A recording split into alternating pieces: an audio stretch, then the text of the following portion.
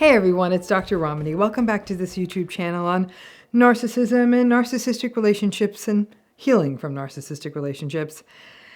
We're going to talk about something that keeps happening and does concern me, which is the fact that a lot of folks keep romanticizing narcissism and sociopathy and psychopathy. So let's take this on.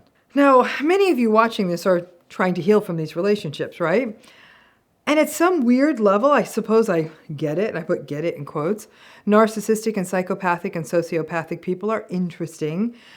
And the rest of us having to manage our unpleasant emotions like guilt and having to spend time with our compassion and empathy and then thinking we didn't do enough, well, that's not nearly as interesting as somebody who's willing to lie, cheat, steal, manipulate, be ridiculously selfish.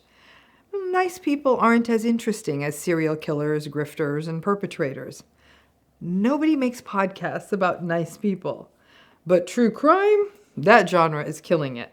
And if you were to look at the lineup of shows on most streamers that you watch TV on, you would actually think that every other person in the world is either in a cult, and if they're not in a cult, that they have encountered a serial killer or are running a Ponzi scheme.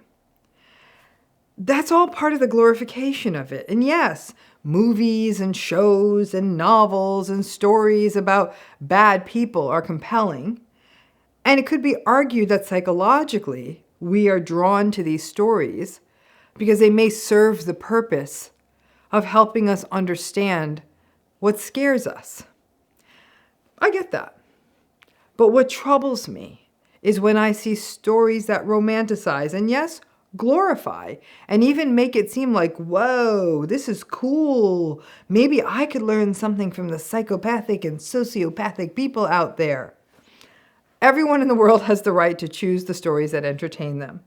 But when that gets in the way of us getting a balanced look at what's really happening in the world, that's when I take umbrage with all of this. I've read all kinds of articles. I even read even yet another recently that was sort of singing the virtues of sociopathy. It's a bit of a puff piece, almost glorifying a person who deems themselves sociopathic, as though it was kind of hip and cool to be a person who never feels consequences or feels any guilt. And listen, at some level, I really admire that a publication wanted to share that perspective. I think we only learn by listening to a range of perspectives. But it doesn't work if you don't simultaneously share the perspective of what happens to people in these relationships. And those articles about people who are healing from these relationships, those aren't out there. And when they are out there, the tendency is to paint the person who got into a relationship with someone who's narcissistic or psychopathic or sociopathic as being foolish or codependent. Because actually, no, it's not cool when a person just walks through life guilt-free and shares word salad-y reasons for how they are so deep despite their lack of capacity to consider others.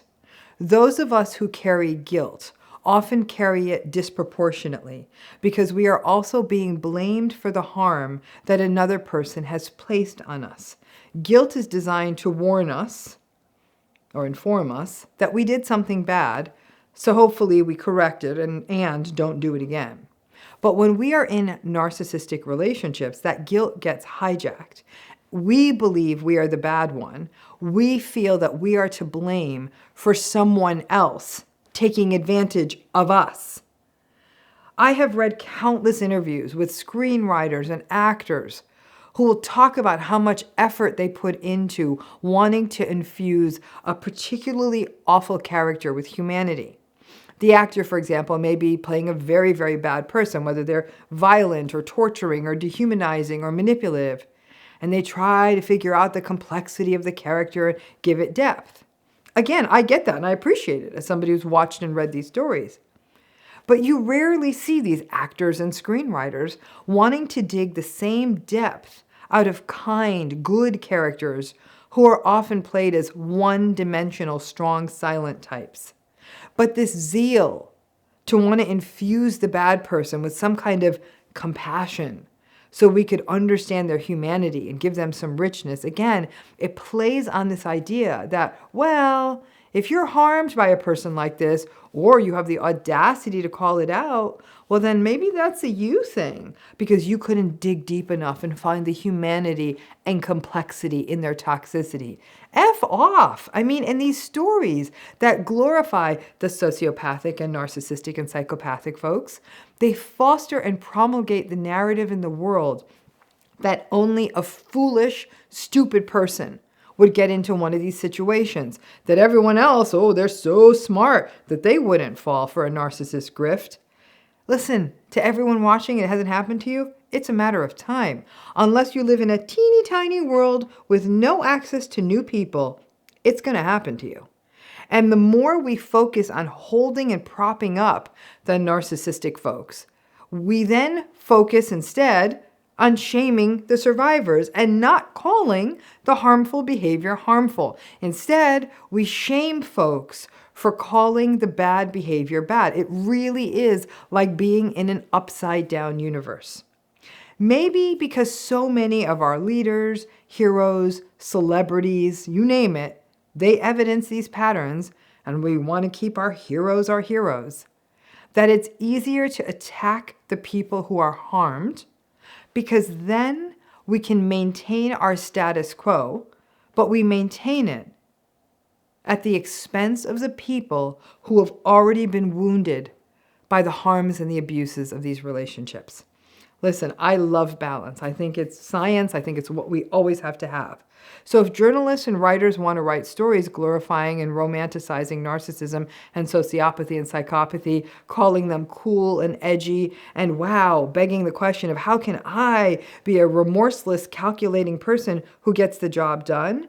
That means then we need an equal balance of reading and hearing and seeing what happens to people who are in the relationships with these folks, written with the same awe and reverence and respect that articles often use when they're talking about the clever grift of a sociopathic or narcissistic person. So then at least when people are feeling foolish and devastated and that they are to blame and feel ashamed, that they know, but this is what happens to people in these relationships, that there are other people out there like us that got pulled into and stuck in these relationships. Any of you who have read my new book know that I open the book with the parable of this sort of the take on the hunt, glorifying the hunter and not the lion. Nothing has changed. As long as major media outlets keep running glossy articles on the glory and quirkiness and cleverness of antagonistic personalities like narcissism, folks going through narcissistic relationships, the lions, I guess as they are going to keep feeling alone. We, as human beings, write fairy tales about the things that scare us. And maybe that's why this is. But please know, if you're going through this, if you are the tail of the lion, you're not alone.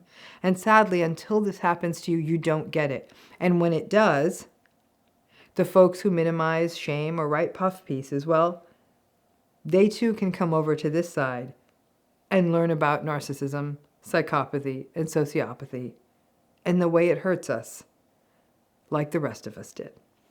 Thanks again.